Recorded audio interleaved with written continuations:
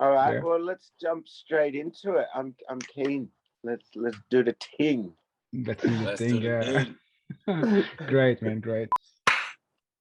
Senhoras e senhores, sejam muito bem-vindos a mais um TCHANKA Podcast. Esse episódio é muito especial. Estamos aqui com a figura ilustríssima, um dos melhores patinadores do mundo. Ninguém mais, ninguém menos que Wellsmore. O cara que vai contar a história, como que ele começou a patinar, patrocínio, etc. Rolê dele pela Austrália, pelo mundo. Amigo pessoal do Lalau, já conviveram na Austrália. E galera, de sempre, deixa o like, deixa o comentário, ajuda bastante para movimentar o algoritmo do YouTube, para que ele possa mandar o vídeo para mais pessoas, beleza? Alright, let's go. Carry on, That man. was basically me just introducing you and telling people Yeah, to like man. and subscribe, all that good stuff. He Oh. understood. He's understood. He That's knows more it. than he got everything right. I don't know about that, man. But hey, Oh. I'm really happy to be on this show. Hey, Carlos, it's good to see your face again, man. And Fred, what's up, bro? I mean, this has been a long time coming that we've wanted to do this interview, Sure. right?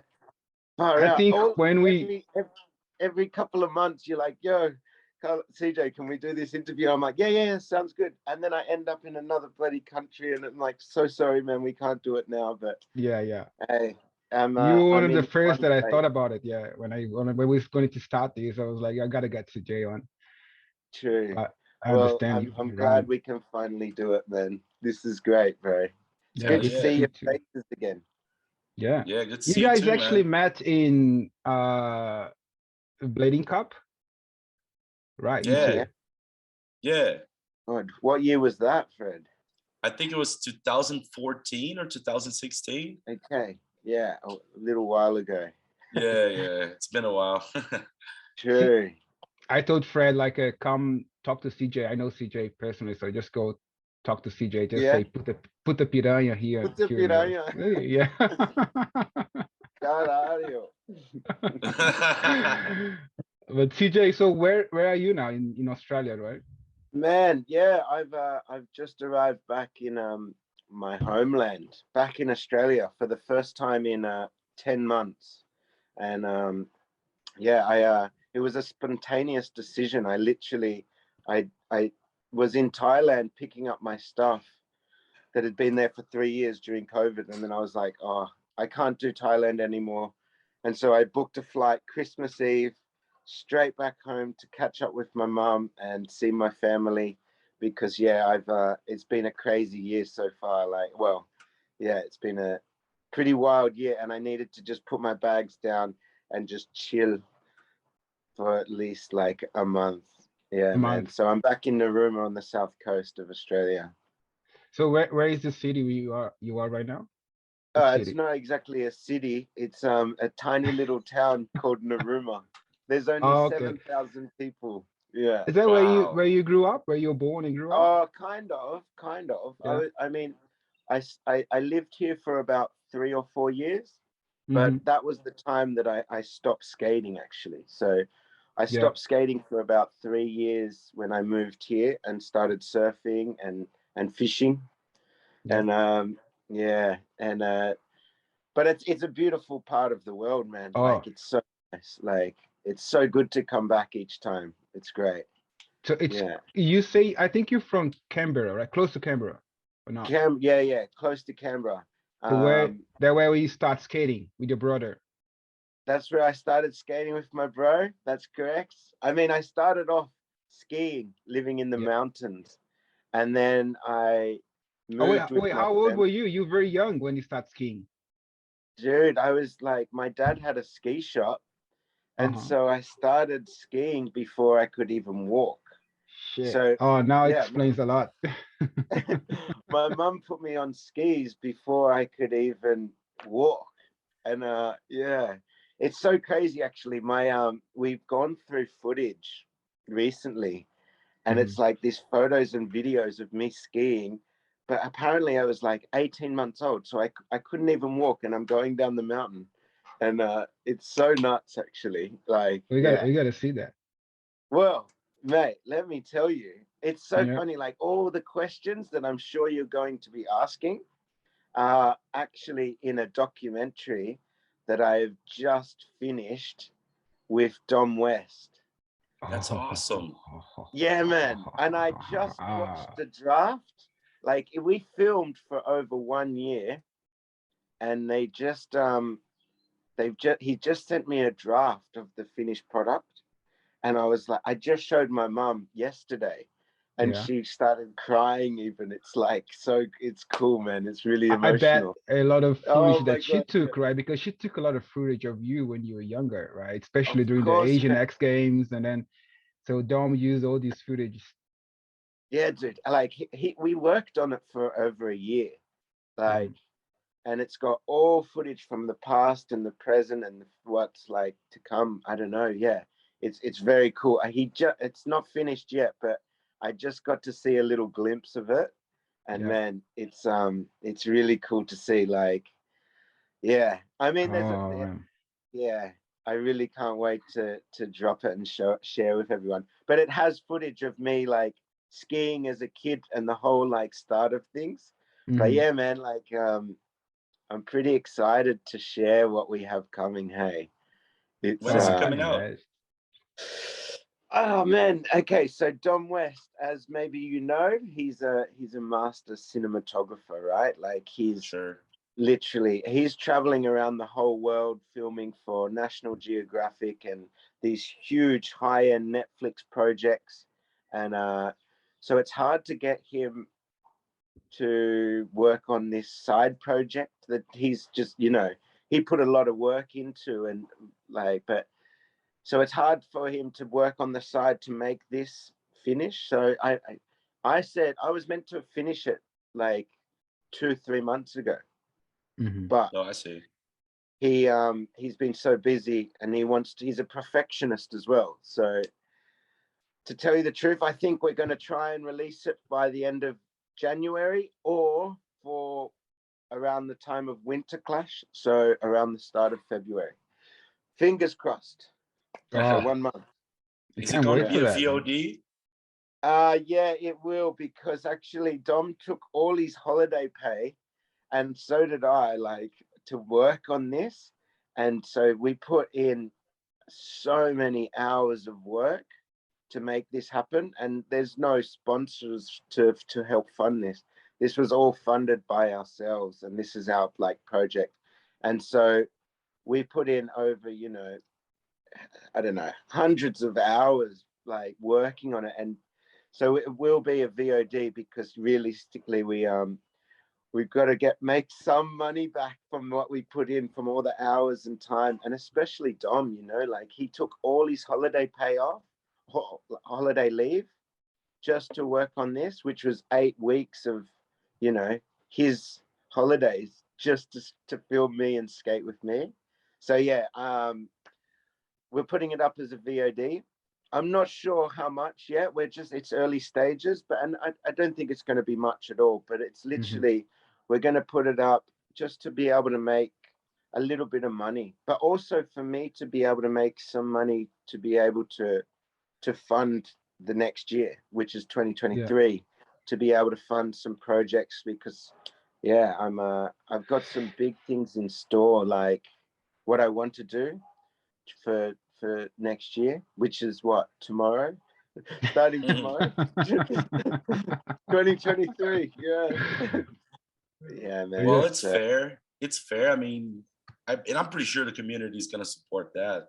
I mean, I can't wait to see it. Yeah, I hope so, man. Like, we put in so much work to this, and Dom, I mean, fucking Dom, he's like, he is such a perfectionist. Like, say for example, I'd do a trick and I'd get a trick, and it's like quite hard for me. And I mean, I don't care so much if I land a bit sketchy. And I'm like, yes, I did it. And Dom's like, oh man, yeah, just one more. Come here. I missed the footage. I need to clean up my angle a tiny bit. And then I would have to do the trick like 10, 15 times over, just so Dom could get his perfect shot. And I'm like, man, by the end of it, I was like, fuck you, Dom. I'm like, I was so angry, man. I was like, seriously, fuck your documentary. I landed it. Let's move on. Like, nah. You might be like that during the filming, but when you see the result, you're like, oh yeah. For sure. Yeah, that's what I was gonna say. It's gonna pay off for sure. I mean, he knows what he's doing.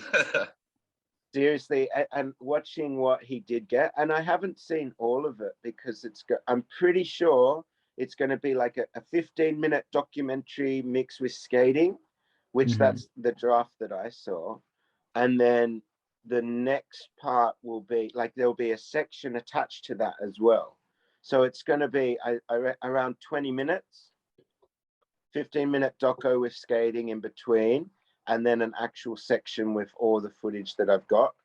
So, I mean, yeah, I live to tell the tale. Like, some of the clips I got were pretty wild. I mean, nice. for a 34-year-old to be throwing myself off like things, but then I can't really talk too much because, I mean, yeah, Demetrius George is doing the biggest tricks he's yeah, ever man. done. Like, don't you think that nowadays you are in your prime right now? Because physically you still like feeling okay, right?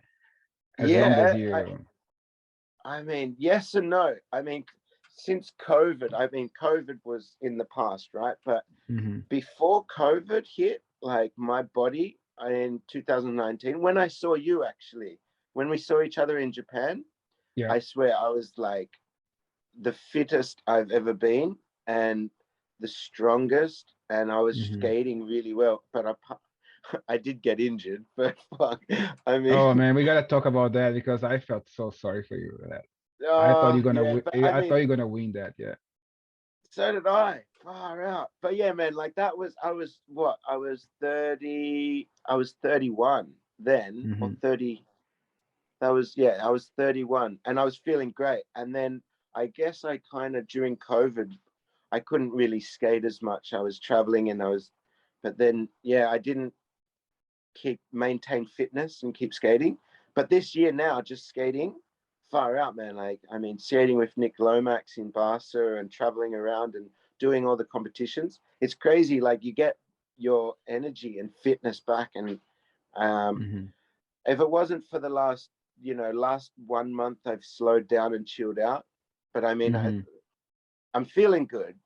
There's a few kilos to take off now. This is like, but I feel that, yeah, it's age doesn't have, a number. It's like, it's mentality. Like, if you think you can do it, and if you're feeling good, then you will be able to put your mind to it. So much so.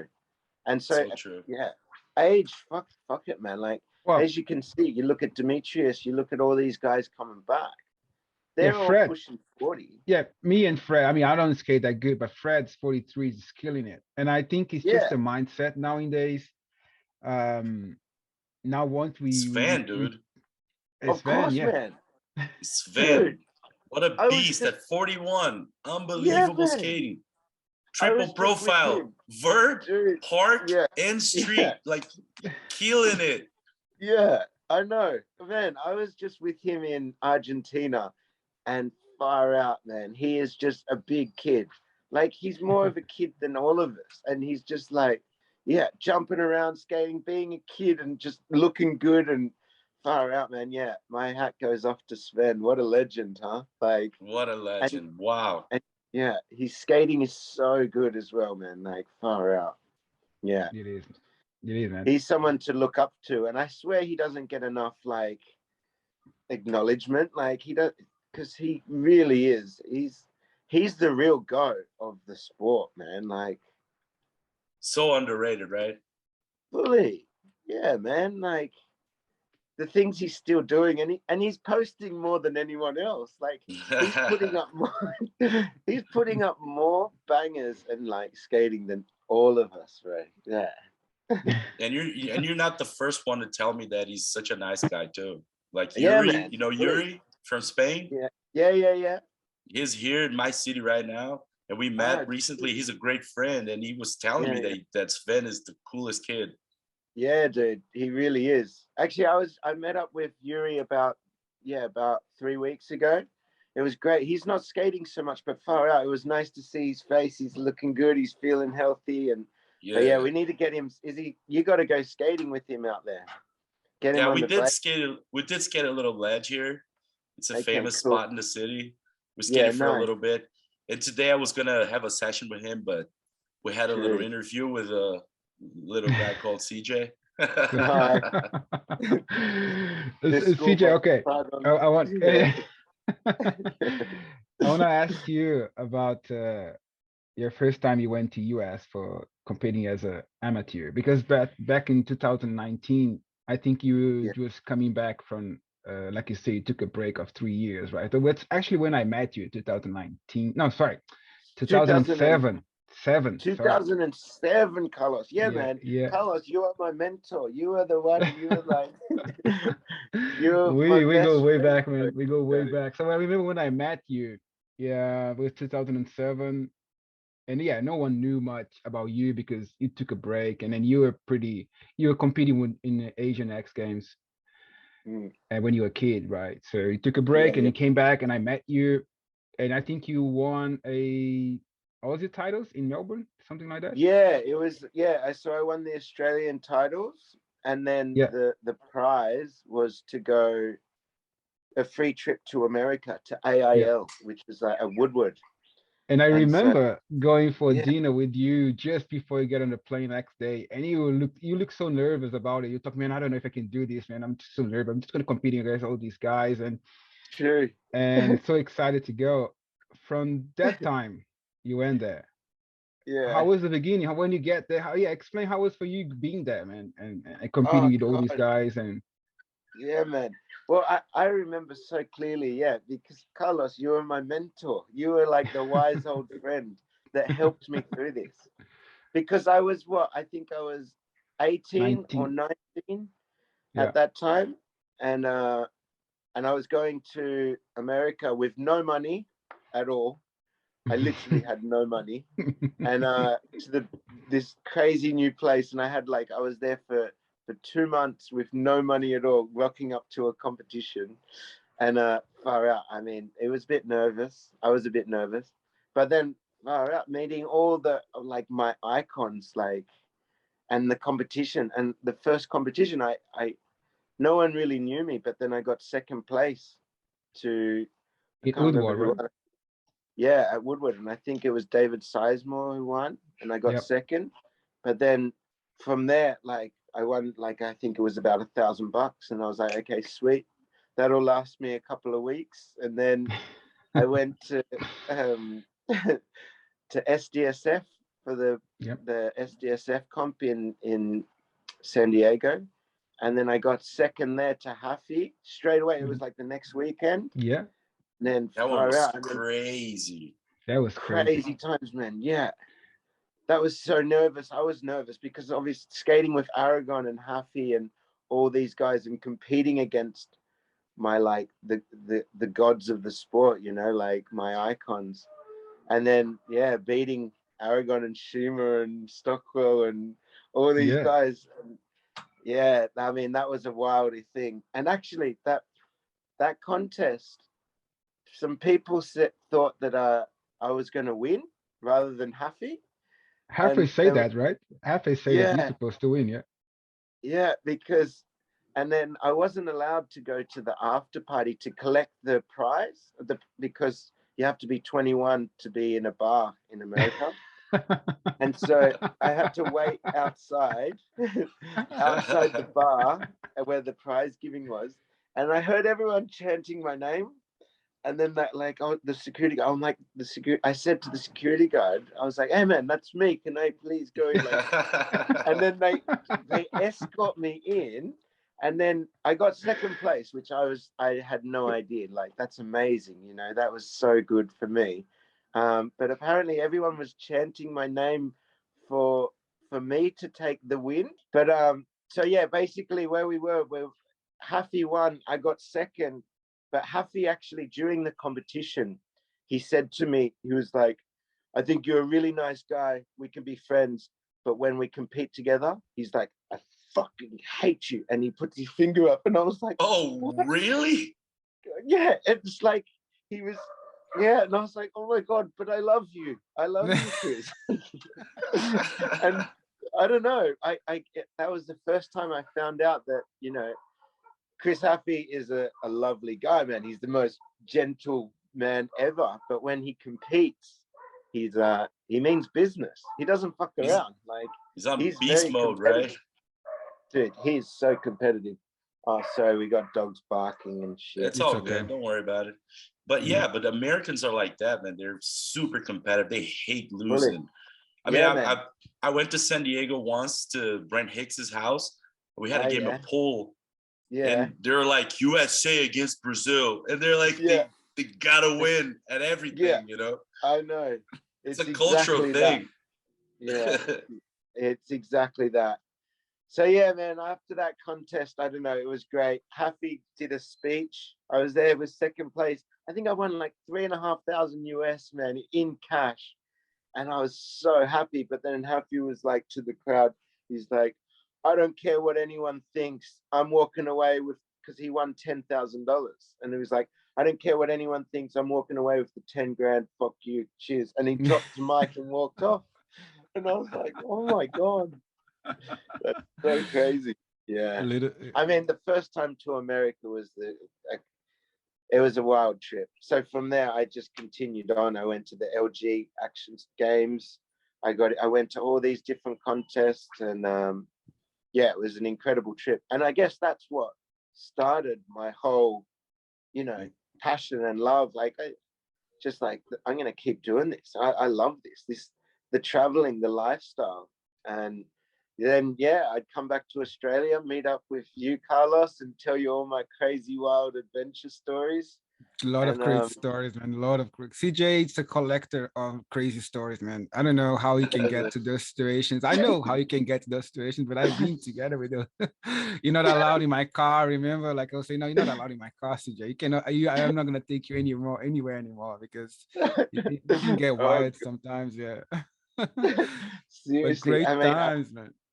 Oh, completely, man. I share some stories just from the last 10 months with my stepsisters and my mum, and everyone's like, you gotta write a book. Like, I do not know how like I've survived and put myself into all these crazy situations, but every day is a wild story. It's why I've got so many wrinkles, because it's always something wild and crazy and stressful. Like, but yeah, that's what I say about your mom. Like when I met your mom, I could see where you got your charisma from, but your charisma is like hyped, and she's like a chill. She's like really chill, but they have the same vibe, you know.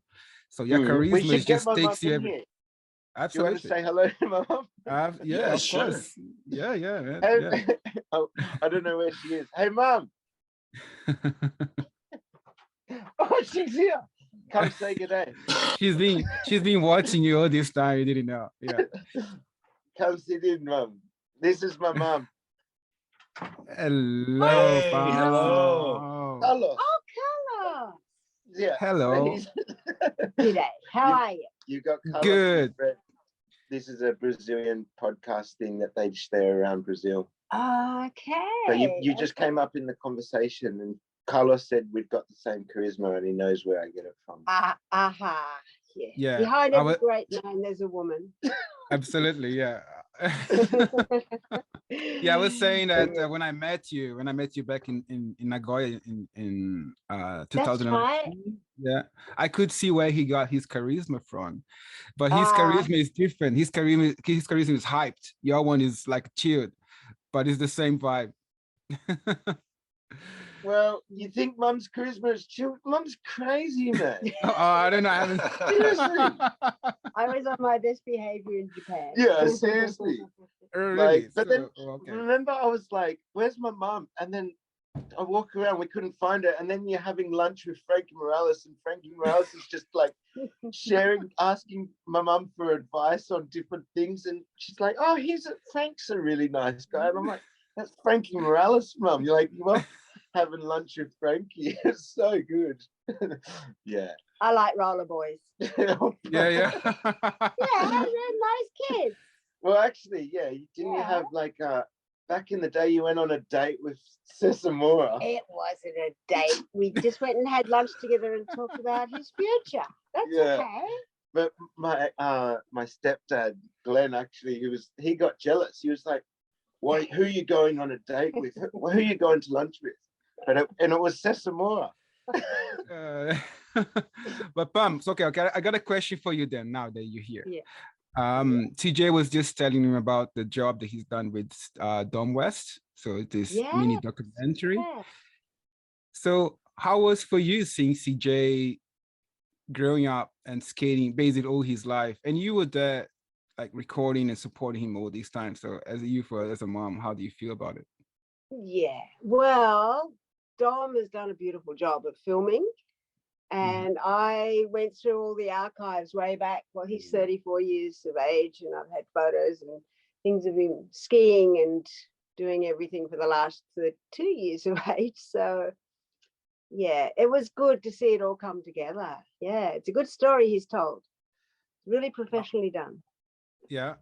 Oh, I can imagine. You must be proud of him. Not CJ. I'm talking about Dom. Not me, Dom. Yeah. Yeah.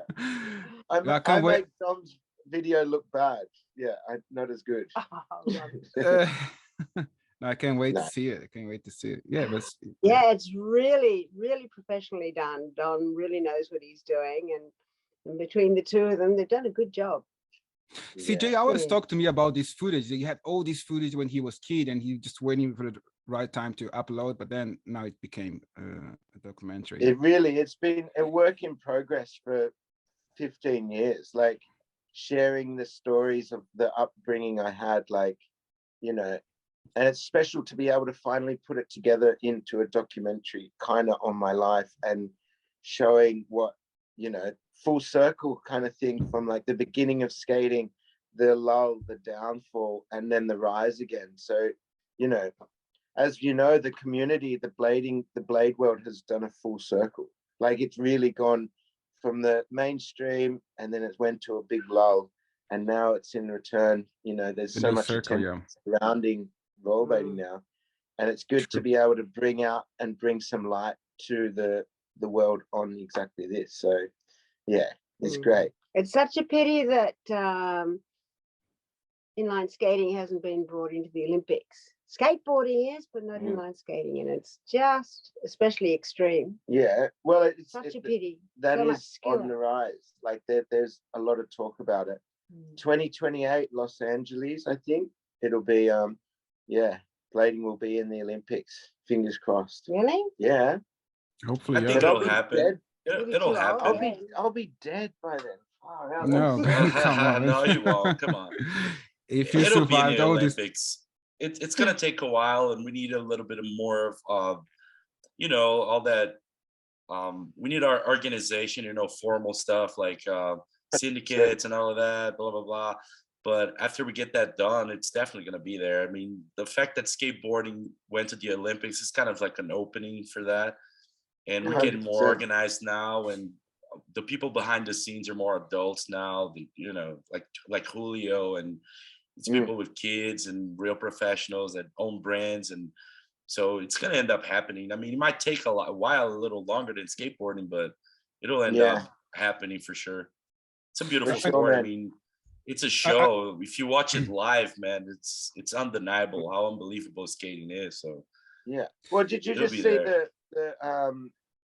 World Roller Games? Like, I was lucky enough to go out there and as a judge, and that was I heard that story.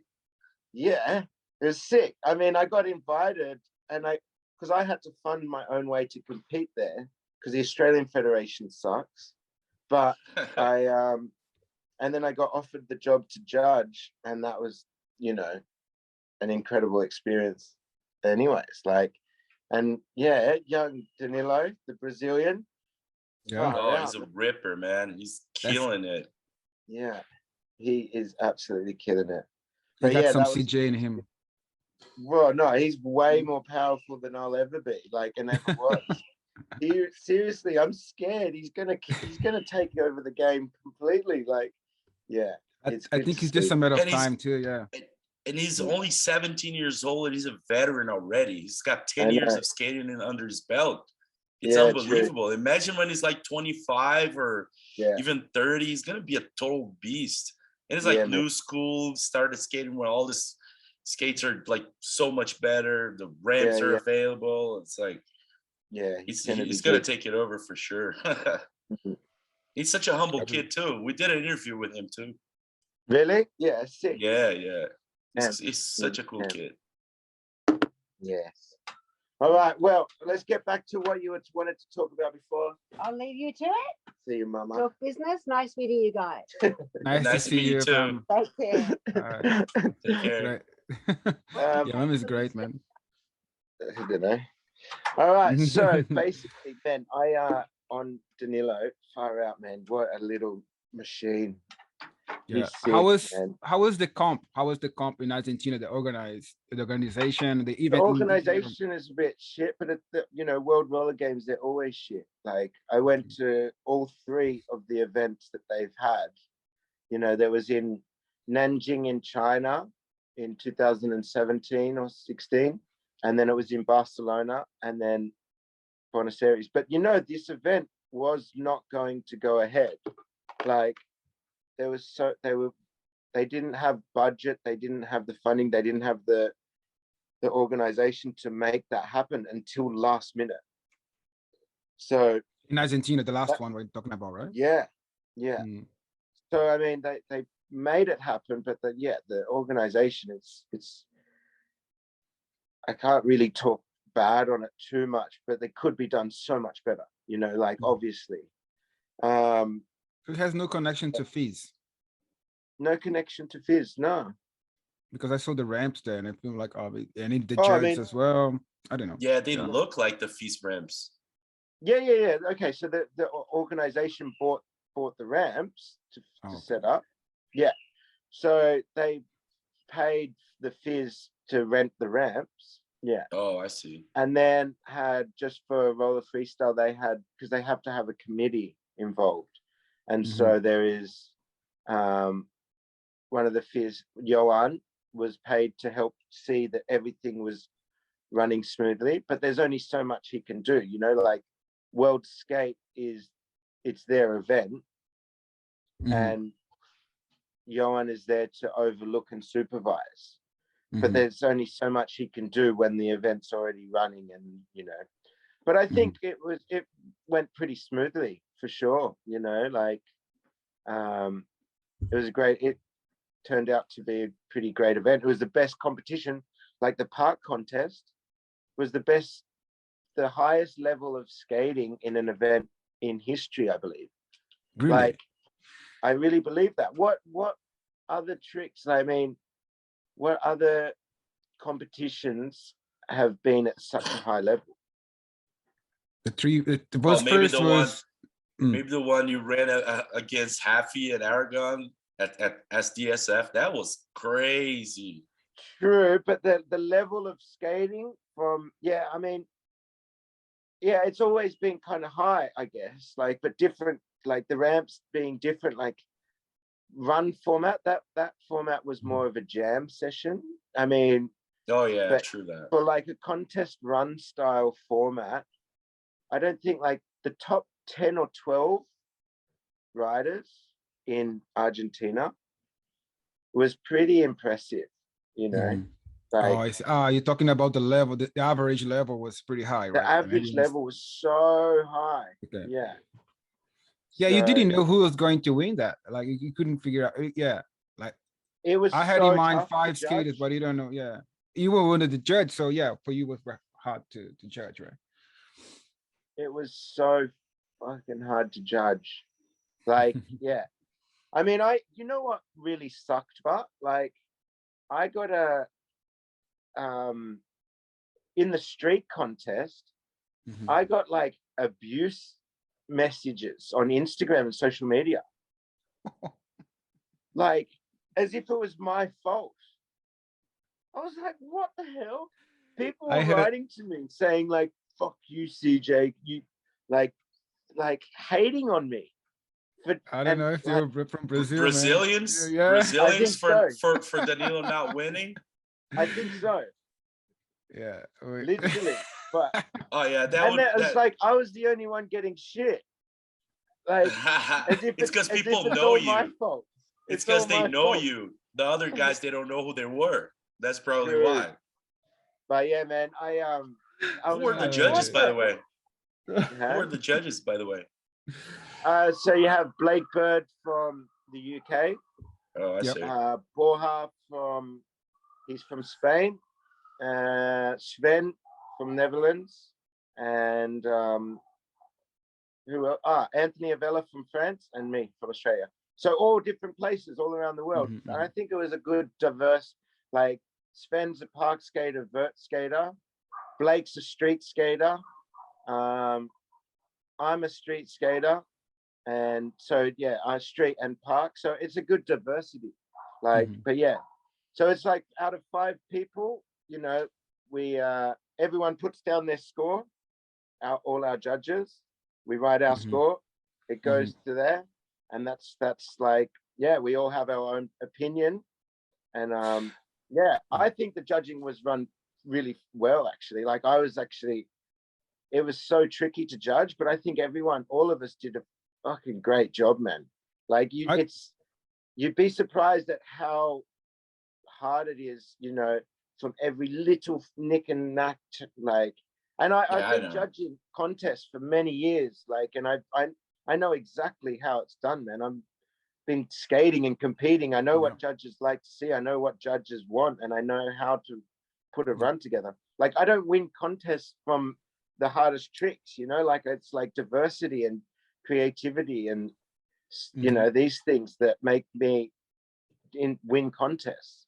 So it's like, yeah, Danilo's young and he's got a lot to learn, and that's basic. But I really, to get hate mail from Brazilians that he didn't win, it's like, okay, these guys need to learn what skating is actually a bit more before you can just like. It's just a passion, man. It's just a passion.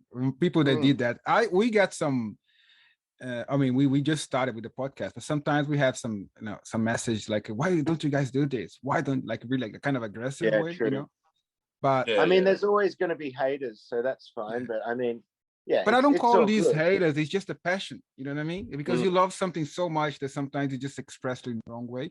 Well, you know what I mean? I reckon that the hater, someone saying "fuck you, CJ Wellsmore," get fucked. I was like, did they really? Did they actually say that like that? Yeah, yeah. Like, fuck you, 100%. CJ. Yeah, and they're posting it on like, yeah, like fuck, like I had 3, and yeah, they're all Brazilians. Oh, that's funny, man. That's funny. Well, you Don't know, worry, from the perspective that somebody's watching it on the internet or on TV or something like that, and they're like, oh, Danilo did this and he did that, and he should have won. You know how it is. Every contest, man. One thing that I always say is that every contest is gonna be like controversy when it comes to the result. It's always like that. There's always somebody that be like, oh, this guy should have won, or this run was better, or this and that. So we were talking it's kind of like normal. Yeah. But like Carlos said, Brazilians are like passionate, and they're like, they'll say this, and then 5 minutes later they'll be like, oh shit, I told CJ to go fuck himself. Damn, I should have done that. Probably if you go to Brazil, the same guy gonna give you a hug and say, hey, man, you can stay in my place if you want, you know? Sure. Yeah. I don't know about that. I'm sure, man. I'm sure. Yeah. But we even have Marco De Santi in our podcast, and he was talking about judging, how hard it is, you know, judging. Remember, Fred? Yeah, absolutely. Hey, wait. Sorry, man. I'll talk to you soon, okay? Close that. He even said that because he does the b-boy stuff, and he said it on a b-boy contest, the judge has to perform before he judges other people. So he has to show his skills before he actually judges other people. I thought it was interesting. Like, he's got to do a run. Can you say that again? Sorry. The b-boy dance, you know, break dancing. Yeah. Because Marco De Santi, famous vert skater, so he does b-boy stuff too. So he said that in breakdancing contests, the guy that's gonna judge other people, he's got to do a run in front of everybody to show his actual skills. So he's like validated as a judge, before he can actually judge people. True. Interesting. Yeah, I thought it was really interesting. I wonder if, like, well, I don't think I have to skate before people let me judge. Well, people know you're skating anyways. But I thought it was interesting. And I also think that skating has a little bit of gymnastics to it, you know, like in Yeah, the I know, but Olympics. I hate that actually. I don't know if I like that. He said Yeah, the I same know, thing. but what I mean is like, I don't know if a trick is landed perfectly, or you know, something like a backslide with a grab and then a backslide freestyle. That's Yeah, kind yeah. of sketchy. I mean, one thing has to earn more points than the other. That's what I Oh mean. yeah, for sure. Well, it's got to be grabbed, man. Like if you don't grab your trick, like You know what I'm saying? That's what I'm saying. Yeah. So that's But that's what I don't. that's Yeah. that's what I was Sorry. relating, like that was talking about, that it has something to do with gymnastics, because in gymnastics you can do the same flip and the form of the flip can be great, but then if your landing is a little sketchy or you step behind or something like that, then there's a little deduction in your points. Yeah, for sure. So, but you know, with what's crazy with gymnastics, they tell the run that they're going to do before they do it. So the judges actually know what they're going. Yeah, and that's what I don't want blading to go to. But that was put to the committee that you have to tell what you're going to do before you do it, and then you get judged on that. That would be crazy. Like no, because creativity and flow and freestyle is what we're all about.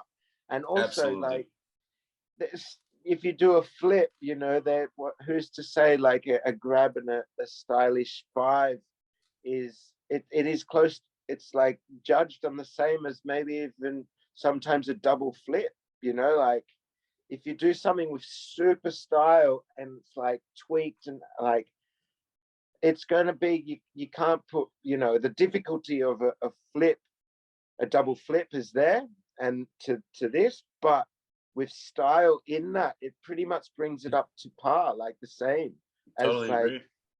So yeah, it's always going to be hard, and it's always going to be depending on what the judge is like as well with style. It's subjective. It's Super subjective completely. Yeah. But yeah, I don't know.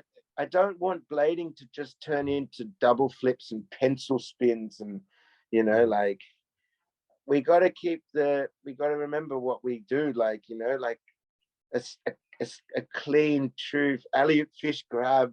It's like, you know, so much better than a 450 front side kind of thing. I totally agree. I Yeah, absolutely agree. Like, so I mean, I hope we don't hope we don't lose the whole thing that blading has going for it and has like which is, you know, the style and creativity and flow. Yeah. Rather than, I don't think it'll ever happen. I don't think it'll ever happen. I think we're gonna have sort of like in skateboarding and other sports, we're gonna have all sorts of styles. There's gonna be the super park skaters that do crazy double, triple flips, and the style is not the cleanest, but the difficulty is there. And there's always gonna be a smooth guy that does a perfect fish instead of like a 450 whatever. You know, it's just gonna diversify more, I think. Yeah. 100%. I think what's his name? Nick Gopa, the US skier that's come into blading. He was competing in the park event. He's like this US freestyle skier. He's like X Games and gold medalist for freestyle skiing. And he's come to blading and he does all these amazing tricks, but he hasn't learned how to grind and like a lot of style yet. And so it's interesting. Like, I mean, it takes about 10 years to be able to learn how to grind and look good on blades, I swear. So yeah, it does. I know. You can learn to flip easy, like you can learn to double, like, and there's all these people that can do it. But it really takes a long time to perfect and style. Like, absolutely. I hope we don't lose that, because what you said is so true. I mean, your style, only a few people are just naturals. Everybody, even Frankie was talking about this the other day, because I think it was Austin Paz asking him like, oh, but you're known for being one of the most stylish skaters. So how was it? And it was like, man, I had to polish it a lot, because in the beginning my style was shit. And I can relate to that. I mean, it takes a long time to look good on blades. I mean, if you're on a bike or a motorbike or a skateboard or snowboard, blah, blah, blah, the style is kind of within the object. So it's more it's a little more like it's more rewarding in that sense, in the sense of like it's more it's not as obvious when the guy's not as stylish. I mean, it might be for the people who are veteran skateboarders or really something, they can see it better. But for an outsider, a person that doesn't know skateboarding or these other sports, the guy's not very stylish, it's more hidden. But rollerblading is all about your body, your body expression. You're using all your limbs at the same time. Yeah. So if you're like doing this when you're doing a royale, and it's like it's very evident and obvious, so it takes a long time to clean it up. 100%, man. And anyone that doesn't skate will be able to tell a big difference between, you know, like a Robbie Pitt style skater and, I don't know, like a Frankie, you know. So, so the style, not only in clothing, but the way they skate and obstacles and all of this, like their movement, and it's so true, and it's so easy to define, like to pick apart the differences. Like, interesting. Yeah, but we won't lose that. What are you saying, Fred? No, go ahead. Oh no, I was going to say, style is it's evident in rollerblading. So if you and it's become another skill that you have to develop as well. So if you want, it's one of the criterias in a contest. You know, it's just it has the same points as like it has the same points as difficulty. So bringing that back to Danilo, so if he doesn't have that, he just a difficulty, you lose one skill, the style. So that's what I think. What and for also him is, creativity. You know? Like if we want to talk and pick apart like his street run, for sure. Like, you know, that there's, you know, you've got style, you've got trick vocabulary, you know, you've got use of course as well. And if you're coming back and just doing like same things, like there's so much that goes into it.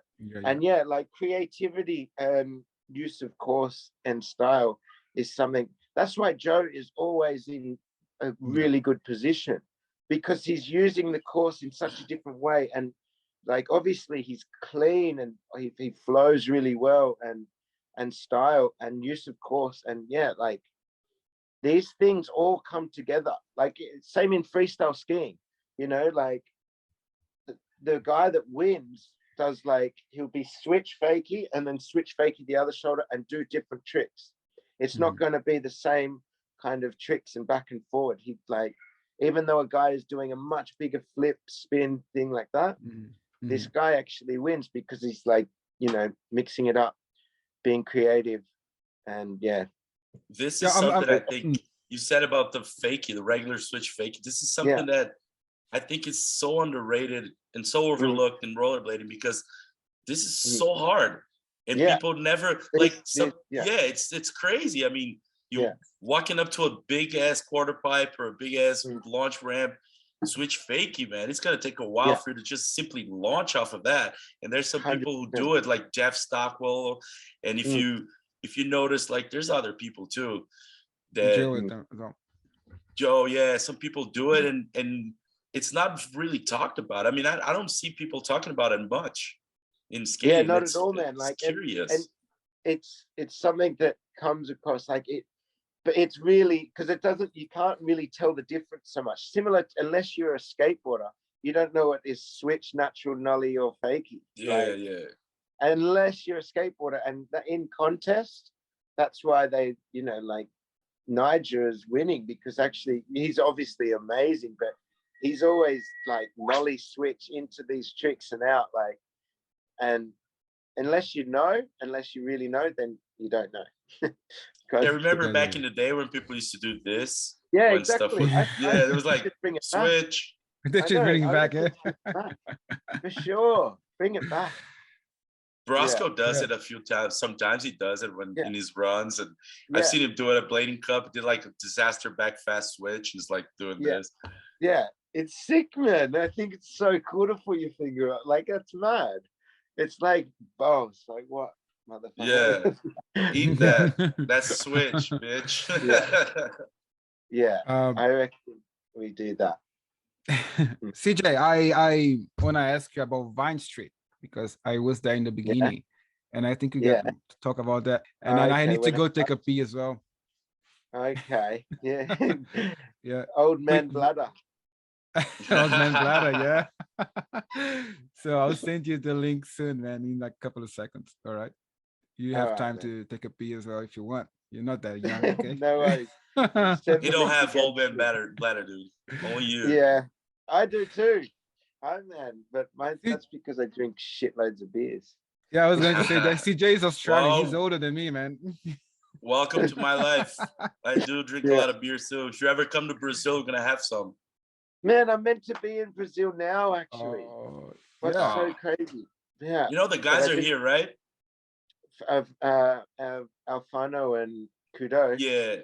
And yeah, Kudo, dude, I was meant to be with them, and I was literally meant to do New Year's in Rio. Oh man, what happened? Man. Oh yeah, we went back to Australia. Yeah. Well, I ran out of money, and I didn't have enough money to go. Yeah. So it's expensive. Otherwise, I'd be there in a heartbeat. Like, yeah, I was meant to do Chile and Colombia, and then Brazil after Argentina. Actually, when you send your message, say, man, I'm planning to go to Argentina for this contest. Are you going to be in Brazil? So I'll come to Brazil after or before Argentina. But that time I just had bought my tickets to Brazil so it was, I know. That would have been so funny. Yeah. Oh my God. After all these years, we've been in Brazil together, right? Yes. Yeah. You never been, that was your first time in South America, Argentina? Yeah, man. That's why, And I was thinking maybe I'll go back in February, and maybe I'll try and do something until like till April. Oh. So maybe a month or something, but it's so expensive to get there. It is, it is. It's not on the way. Australia, right? Yeah. It's from Australia, but I'm gonna go to what's it called, to Winter Clash, and then the Bitter Cold Showdown in February, and then I'm thinking it's a lot cheaper to go to South America from America. Definitely. So if I get like a flight there, and then I could get a flight to Europe. Straight from the cold to the summer, right? Well, it's and is it still? No, it's gonna be true, because it's still warm in South America until like March, April, right? Yeah, it's get cold, but not that cold then. True. Until June, actually, June, July. That's when July is when it's. That's when the winter starts here. It's all reversed. Yeah. True. Okay. Same as in Australia. Yeah, exactly. Yeah. But so we do that. We take a break, one minute break, and I'm gonna ask you about Vine Street. I'm gonna ask about SEBA skates. Yeah. I'm gonna ask about friends. You know, I'm gonna ask you a lot of things, and then we. Okay, cool, man. I'm gonna pee too then. Okay. So here we go, old man. You're such an old man, man. You don't know. Right? Why does it say do the thing? I didn't type that in.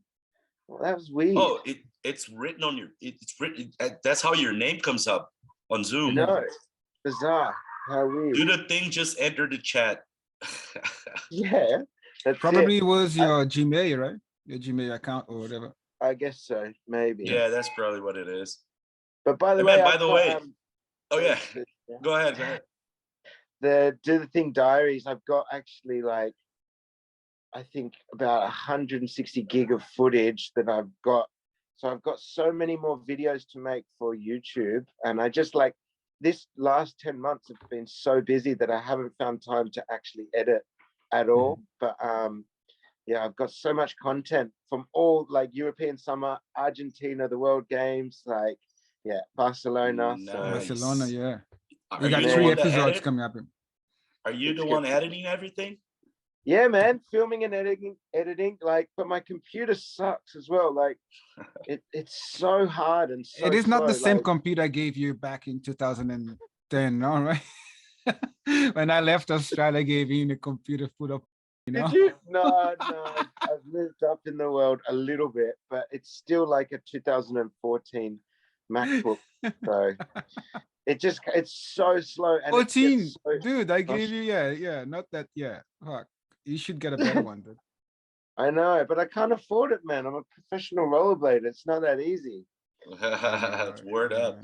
Hey, man, by the way, what I was going to say is that I really love to do the thing diaries. And I think a lot of people do. Just the vibe that you bring about the joy of rollerblading, the way you edit it, and just all the trips and just partying at boats and camping out of nowhere. And it's so cool, man. And I think that's the vibe, what you bring to the table, like not only the skating, which is superb, of course, but the way you bring it, like on the whole trips with Luciano and the vibe and everything. It's so cool. That's what I think.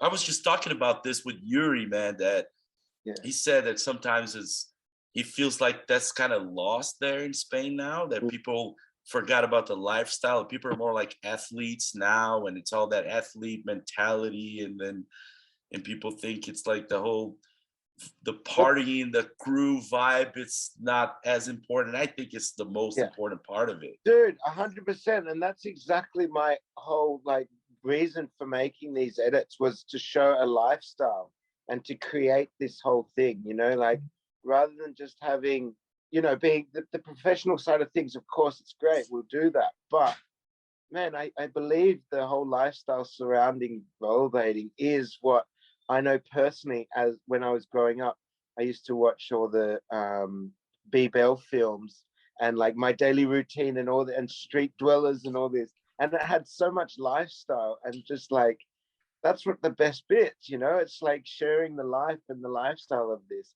So that's what I want to create. It's not just the skating, and man, I'm excited. I've been talking with Nick Lomax, and we got some cool ideas for next year, because I'm going to try and live in Barcelona, and I'm going to tee up with him, and we're going to no bullshit, just create content, but the real life. And because I'm not getting paid from YouTube or anything, I don't even monetize my videos. So it's as long as it's not disrespectful for brands, I think, man, just share it. The majority of people are 35 to 45 or 25 to 40, so they can handle a bit of wildness, rather than just being PG and being really tame. And so I want to make some good new videos, and just the real world, real life blading, real life, which looking back, the videos in the 90s was just it's impossible to do what we were doing back in the day. Exactly. The graffiti and I don't know, fights, not fights now, but we used to watch all wild shit. Yeah, you still can do that nowadays, but I mean the culture is different, but you still can promote the culture behind it, around it, right? That's what he's saying, right? Yeah, exactly. Support that and just show the real life. I don't know, talk about being poor or something, and talk people think that we've got all this money, and I get it. We're still going to be professional about it, but I also believe, I don't want to lie as well.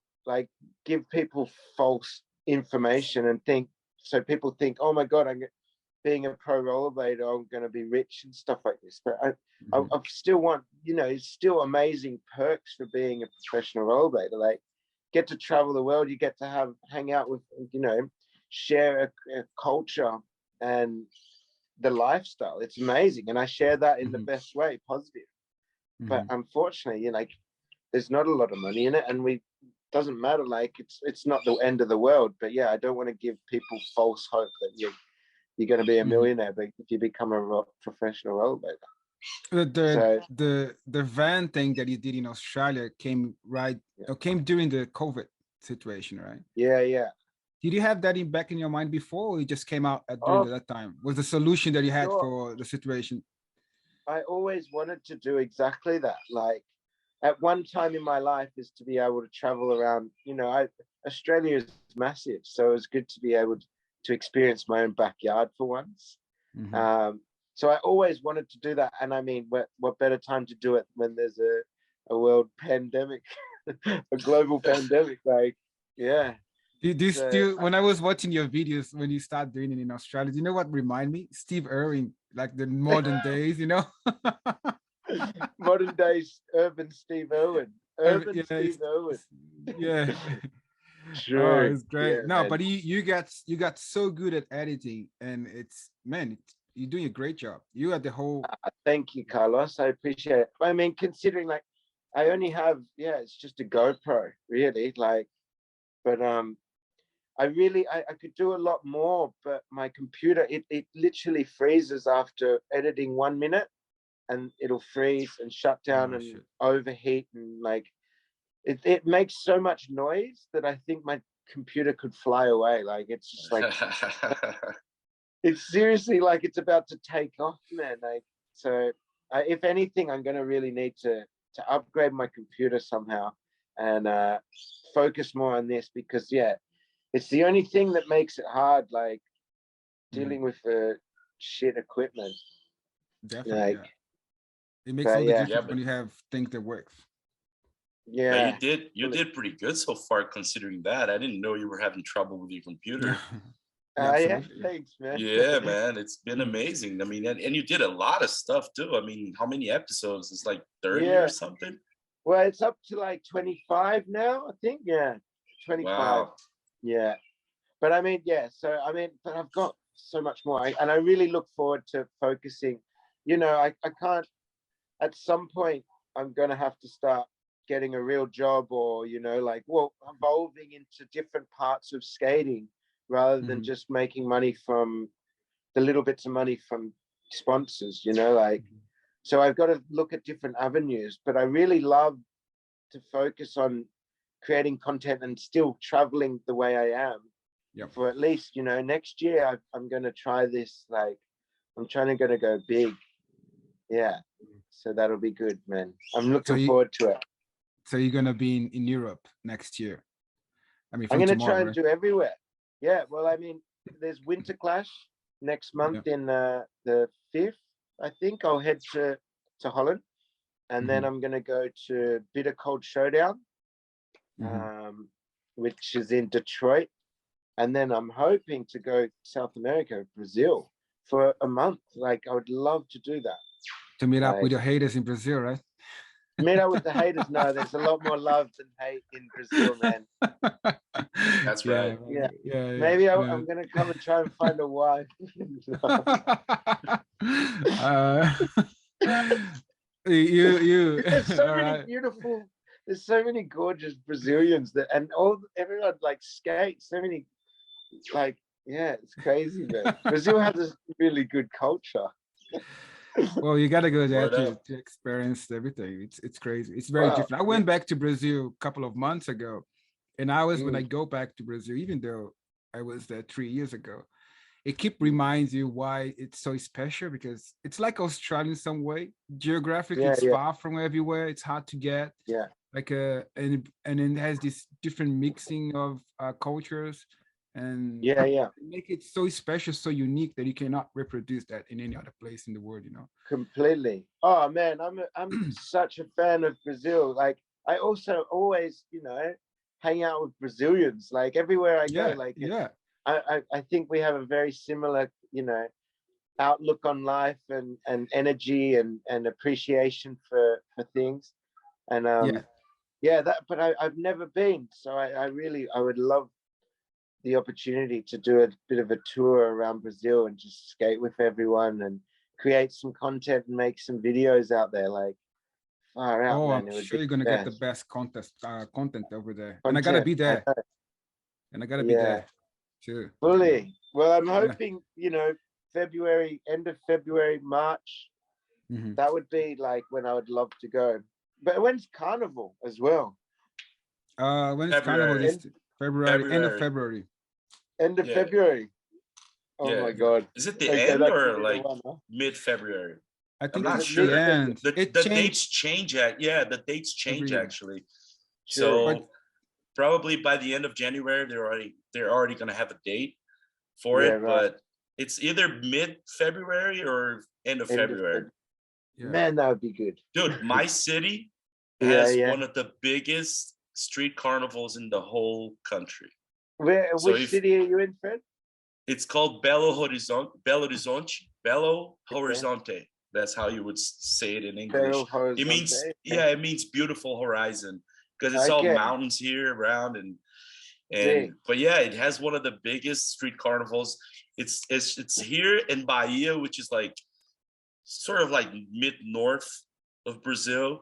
Okay, and it's all there. It's like all beaches and stuff. Here, there's no beach, but the street scene carnival, it's insane, dude. If you ever get here, you're probably they're probably gonna invite you to go to Sao Paulo, which is like the biggest rollerblading scene in Brazil.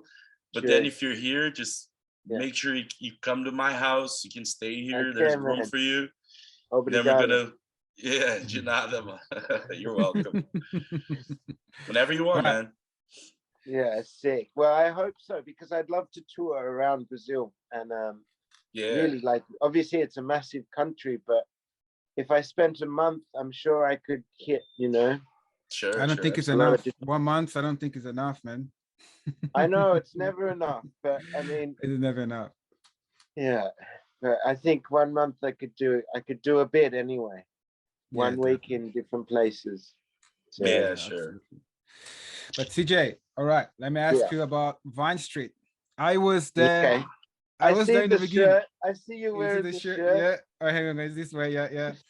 I was there in the beginning. I remember when you introduced me to Dom West, and you say, "This is Dom West. He's in Egg, the move Egg, or something like that." Yeah.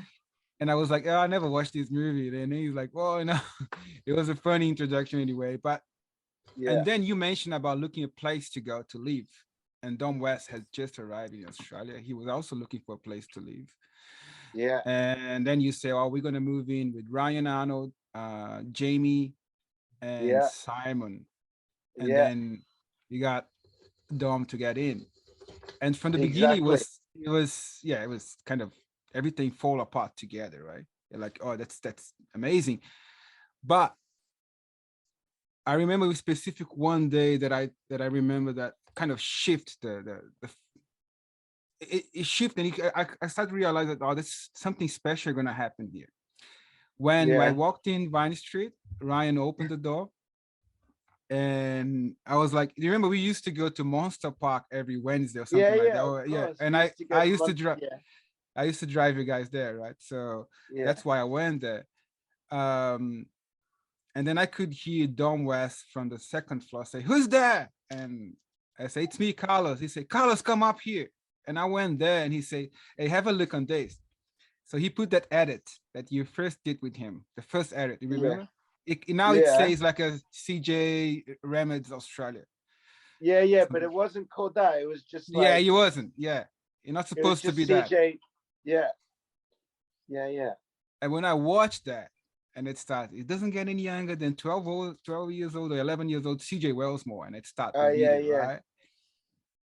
And I would just blew my mind. Like, I was like, that's crazy. That was, for me, one of the best profiles that you had by these days. Really? Yeah, just because that time, the type of skating that you were doing that time was just powerful, creativity, and it was fast, everything that was getting into skating was getting into that. And you were just came from out of nowhere and just crazy. And then we could realize how Vine Street was going to become special because you and Dom West. I mean, I guess what we can say about that is like we are all, young, hungry, and passionate about blading. And then we're all living together. And so that was the first edit that I'd kind of made, since I stopped skating. So that was me coming back, and Dom was there with his camera, and we were just like, we would be doing that whether Dom was there filming or not, like we're having fun, we're just pushing ourselves. And basically that edit exploded. And that actually, I have to thank Dom West for, putting light onto me for the blade world, like that, because no one really knew about me. And then I put that out, and then it kind of like overnight, I remember on Roller News, it kind of just went boom, and it got so much attention like straight away. It had like, for YouTube back in the day, to have like 20,000 views in like 2 days or something. That was a big deal. Like, yeah, kind of. So I mean, that was a good time for blading for me to start and to living in this house and the environment with all the homies.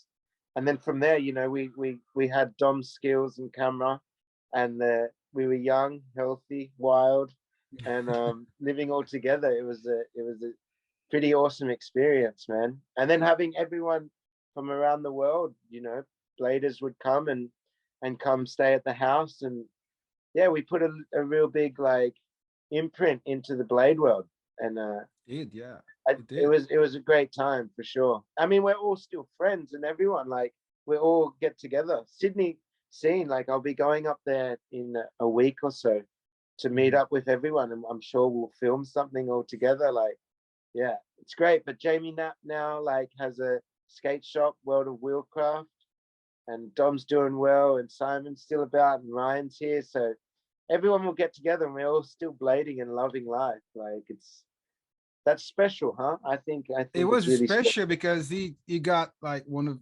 it just good timing. Something didn't happen. It doesn't happen that often. Yeah, it was good time. Good timing. Yeah, it was everything came together in the right time. And then you guys did Vine Street 1 and 2 as well. It was crazy. Vine 1 is still Vine Street 1. Everyone's still living together, right? But Vine Street 2. No, in chapter 2, no, we were all like kind of getting a bit older and, you know, moving around. But I mean, everyone still skates together. It's crazy. Still, everyone like meets up and goes for skates on Wednesday nights, and yeah, it's good. It's still healthy, the scene. It's great. I don't see much of Rian Arnold skating. Yeah, Ryan's gone off a little bit, unfortunately. I mean, he's still around, but I don't think he's skating as much. Not at all, really. Which is a pity, man, because I was gonna say that. Yeah, he's the best in the world. He's so talented, man. It's so easy for him, right? It was so easy for him. Like, he never really got hurt. Never.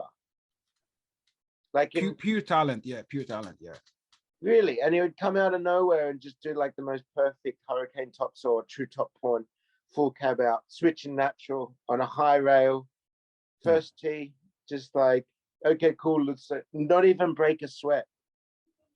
yeah, exactly. Yeah, that was Ryan. Like, yeah, he was sick. Oh, man. it's a pretty so yeah, Vine Street was magical, man. I think that place, it was awesome. Yeah, it was pretty magical. Yeah, it was good times, man. But it's good times still live on. You know, doing things. Like, it wasn't the end for sure. Like, yeah, I mean, this documentary I just finished with Dom, it's a taste of that, you know, like it's the Vine Street days. It's skating with all the homies. Like, yeah, it's really cool, man. I can't wait. Oh, I can't wait to see that too. Yeah. And you've been SEBA for more than a decade now, right? 13 No, I think so. I've been with SEBA now since 2013. So okay. 17, 18, 19, 20, 22. 9 years. Shit. Yeah. Next year, 2023 will be 10 years. Yeah. Whoa. I didn't even realize that. That's crazy. Time flies, man. Time's flying faster than ever now. Oh my God, 10 years. I mean, that's cool. Yeah, right. Wow. How is the relationship with, because you're the only writer there, you're the only team member, right? You're the lonely guy there. So I mean, what makes the glue? Why makes you stay in this company for so long? Well, I mean, you know, I'm quite loyal in that aspect, and the skates. Well, I mean, SEBA skates. Like, I've tried every skate, and I believe like the skates are the best. Like, seriously, they are, and that's not because I know I'm sponsored by them. Like, I could ride any skate I want, but yeah, I honestly think it's just the best skates, and the relationship I have with SEBA is it's great, man. You know, they're an awesome group. You know, Sebastian, the owner, and Greg and the guys. Like, European distribution of it, and it's really healthy. It's like I have a good connection and we're great friends, and you know, they help me out to be able to continue skating, which a lot of companies don't do for riders. It seems very stable. The whole thing from the beginning to now, it's very stable, right? Yeah, well, they just let me, they support me in being able to continue to skate, to continue to be able to compete and continue to be able to travel. Like, a lot of companies have a small budget where they send their riders to only a couple of events, if only one event or something, you know, like, whereas SEBA, it's like, if I have a goal and I sell that to them, I say, I want to go and do this. And I, like, SEBA's always got my back. Like, they'll be like, yeah, go. So that's why it's like a healthy relationship. Obviously, you know, they can't help as much as they would like to. But I think, yeah, I mean, the skates are great. They support me and they allow me to continue doing what I love. So no complaints in that, right? Like, just got to, but I wonder, you know, I got a new skate coming out, which I'm super excited about. Yeah. Can you talk more about that? I mean, yeah, I can give you a little insight for sure, but it was actually meant to come out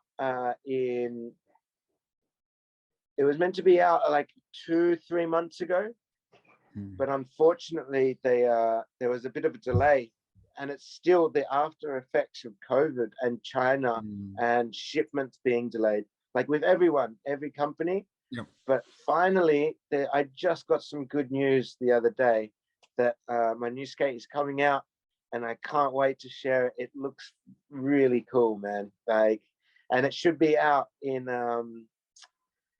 fingers crossed, the end of February. Nice. Yeah. So that's gonna be the 10 years well, anniversary skates. I don't know. I guess it is. I guess it'll be the 10-year anniversary skate. I mean, shit. I didn't even realize 10 years flies fast, man.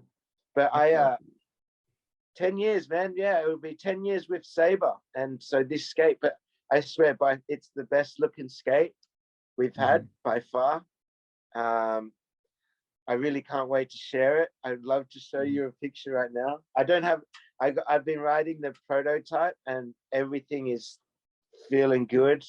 So what has changed? You can say. Well, man, you're gonna have to see what's gonna happen in the end of February. It'll be dropped. Okay. I think I'll even drop. I filmed a little promo and I'll drop that. I think in a couple of weeks. So you'll see what it's got, man. But yeah, it's really cool, and I can't wait to share with everyone.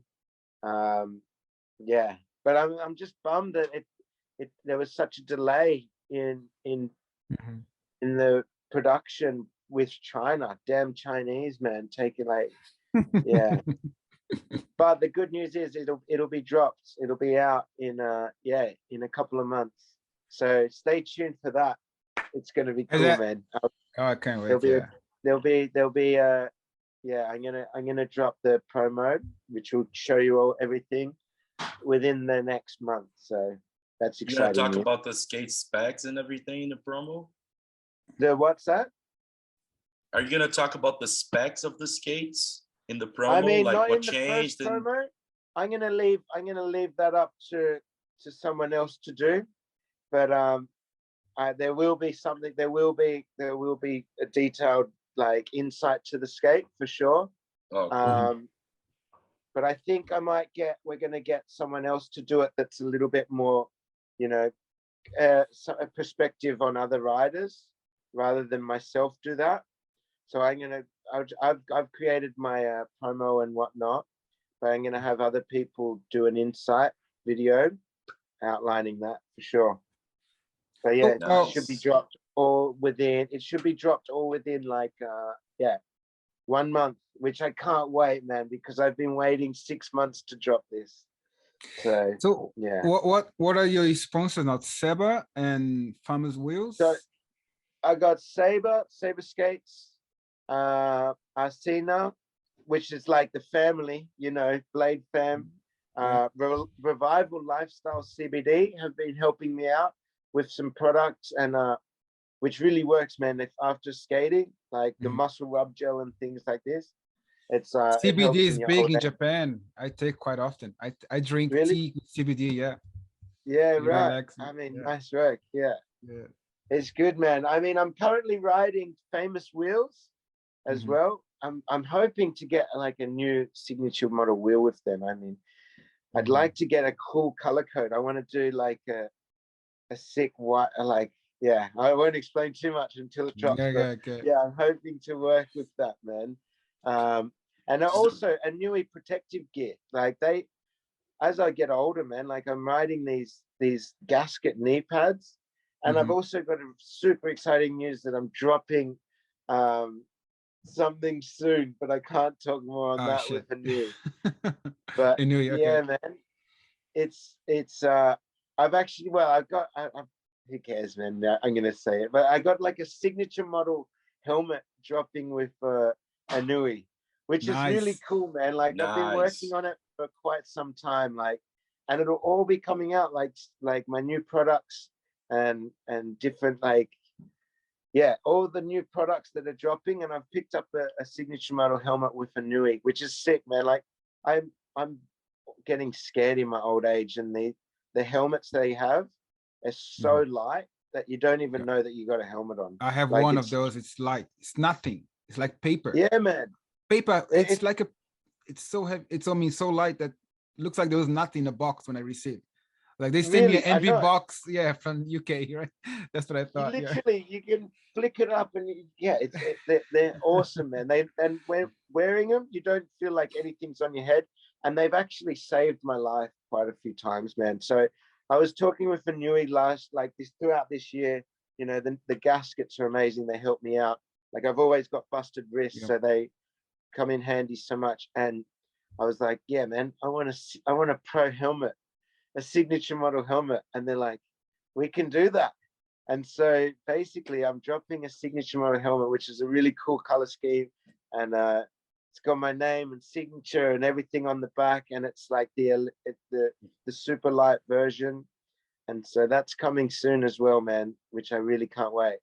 Big year for CJ Wellsmore 2023. Yeah, I think so, man. I mean, it's yeah, I'm really looking forward to 2023, huh? There's a lot going on, and I'm so excited to make the most out of this. Like, fingers crossed I get to Brazil in February, and then I'm gonna move to Barcelona if all goes to plan at the end of March. So it's gonna be full of competitions, lots of content from Barcelona, living in Spain, and I'm also gonna get to America for a bit, and yeah, man, who knows? I plan to make 2023 the biggest year yet. So I can't wait, man. It should be good. Hang on. What about frames? What frames do you skate? Oh, well, at the moment, this is another deal that I'm hoping to get on with, because I've been riding these 50-50 frames, and the core one, the core system. The core system with the metal and the plastic, they're actually dope, man. And I'm gonna try and do a little bit of a collab with 50-50. They don't know it yet. They don't know it yet, but that's my goal, man. I really want to get involved in this, like, but I've got a really good idea, and I'm wanting to share with the guys at 50-50. I just have, and so I'm basically like, I'm just double checking, making sure as soon as my skate comes out, I really want to work something together, because they're amazing frames. And so I'm thinking, if all goes to plan, we'll see. I'm dropping something before I even I haven't even talked to them yet. Oh, that's good. I've been testing these frames out for the last 6 months, and I think after 6 months of testing them out, I give them a thumb up approval. I think they're actually awesome frames, so I'm hoping to work with them more. Nice. So yeah, if all goes to plan, I hope to create something with 50-50. And if you don't mind, I ask, what happened to Wish Frames, man? You used to be on Wish Frames. Ah, well, that was a whole heap of bullshit there, man. Like, yeah. Unfortunately, during the times of America going, like it basically I don't know, like It's up to you if you want to say. I well, kind it's of got just a. such nonsense, man. I just got called out for a couple of things, and I was like, that is absolutely ridiculous. And then this guy wanted they wanted me to make a formal apology on all platforms for something that was so vastly incorrect and out of line that I was like, what the hell? And then because I said I didn't want to make a mountain out of a molehill and make something really small turn into such a big thing that didn't even need to be addressed, I said, well, no, I'm not going to do that. And he said, well, if you, and then there was a threat. It was like, if you don't do this, then you're not on the team. And I was like, well, man, like, I'm not on the team then. Like, sorry, thanks, ta-ta, like, thanks a lot, man, bye. But yeah, I just thought it was like really inappropriate to put me in a situation where it's forcing me to do something, otherwise I'm not writing for the company. And to do something that it was so incorrect anyway, and so blown out of proportion that I just decided to stick to my, like to rather than just follow suit and follow what this guy was, being a puppet for him. I decided to just say thank you for your time, and it wasn't working together. So pretty much, understandable. Yeah, you gotta. Yeah, man. You gotta. There was other frames that we were skating too. I forgot the name now. Those ones are kind of suspension things. Oh yeah, man. So they're still in like a production of prototypes, and I've been writing them a bit, man, which is great, and they're awesome. Like, I can't wait for the finished version to come out. How do they work? The suspension thing. So it's like, it's a rocket system with weight. So it literally, basically you can have different sizes on the outside. So 72, 65 or something that'll make it relatively flat. It'll make it flat, but then or it'll make it a tiny bit anti-rocket. But when you push down, it'll be flat. So say if you're pushing into a turn, then you have all wheels down. Oh, so you see, if you're standing on it, it's anti-rocker. But if you actually push it, if you're pushing, it goes, it's flat. So the groove is massive. Cool. It's an awesome concept. It's really sick. So you've got this lean. So even with like you're going up a transition, the pressure will make it be more flat and make you have more speed. So it's very cool. I used to have those Kaiser suspension frame, which was true. It gives you a lot of push in this transition. Once you pump, and you just like go, it pushes you up. It pushes, I hope he can still continue making these. Like I've got a prototype that I've been writing, and they're awesome. But there's still a little bit of work to be done. But I mean, I really hope Ergota Frames can finally come out. Like they're amazing. They're really sick. And so when they do, for sure, I'll jump on that. But until then, like I've got to, continue. You gotta do your pitch for 50. I've got to do my thing. Yeah, I got to do my thing. But yeah, I really hope the Ergota Frames do come to light, because they're an awesome concept, and we need that in blading. How do they call it? Ergota. Ergota. Right. Yeah. Okay, cool, man. Cool. They look sick, yeah. First of all, thank you so much for doing this today. I know you for so long, man. I don't know, 10 years, 15 years, 15 years now, right? 15 years, bro. Yeah, man. Now, hang on. I'm really thankful to be able to do this with you guys, and like I've been wanting to do this for a long time, and I'm every time that we've tried to do it, it's like there's a time zone different, and there's like I'll be there and I'll be in the one spot for like a few days, and then we try and set it up, but then it's just I don't know. It's been tricky, but I'm glad we finally got to do this. Hey, like it's been awesome.